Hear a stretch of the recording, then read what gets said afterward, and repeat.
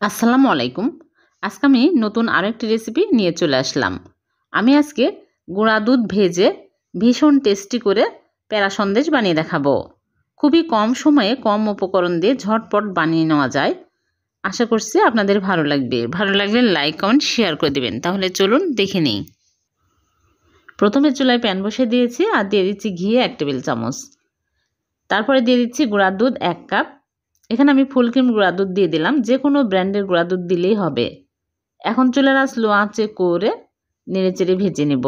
একদম হালকা আঁচে ভেজে নিতে হবে। আর চিনি দিয়ে দিচ্ছি 1/3 কাপ। চিনি কমিয়ে বাড়িয়ে অ্যাড করতে পারবেন, যে যেরকম মিষ্টি পছন্দ করেন।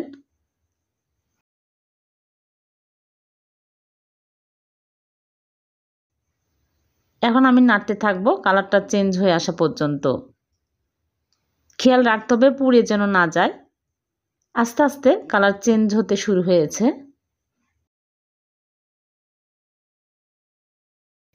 দেখুন কালারটা চেঞ্জ হয়ে যাচ্ছে, আর একটু কালার করব।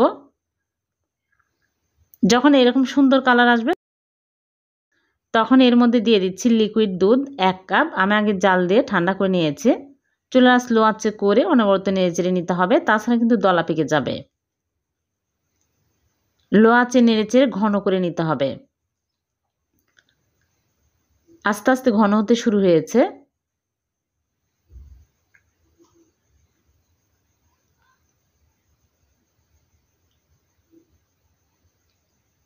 এই সন্দেশটা খেতে কিন্তু অসম্ভব মজার হয়, আর খুবই কম সময়ে কম উপকরণ দিয়ে ঝটপট বানানো হয়ে যায়।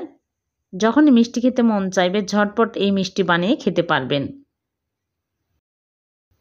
বেশি শক্ত করা যাবে না, তাহলে ঠান্ডা হওয়ার পরে আরও শক্ত হয়ে যাবে।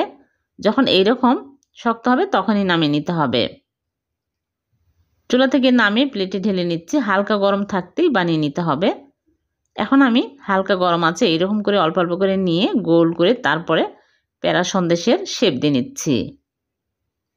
চ্যাপটা করে তারপর আঙ্গুল দিয়ে এইরকম করলেই হয়ে যাবে। হয়ে গেল একটা।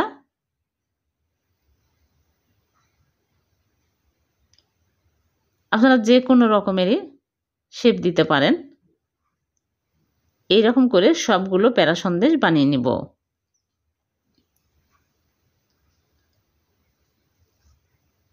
সবগুলো বানিয়ে আমি উপর দিয়ে বাদাম কুচি দিয়ে সাজিয়ে নিয়েছি। হয়ে গেল 1 কাপ গুঁড়া দুধ দিয়ে গুঁড়া দুধ ভেজে ভীষণ টেস্টি প্যারা সন্দেশ। এভাবে বানিয়ে দেখবেন, খেতে কিন্তু দুর্দান্ত স্বাদের হয়। একটা ভেঙে দেখাচ্ছি, ঠান্ডা হওয়ার পরে আরও শক্ত হয়ে যাবে। খুবই মজার আর খুবই সহজ, যে কেউ খুব সহজে বানিয়ে নিতে পারবেন। আর ভিডিওটি যদি ভালো লেগে থাকে লাইক কমেন্ট শেয়ার করে দিবেন। চ্যানেলটিকে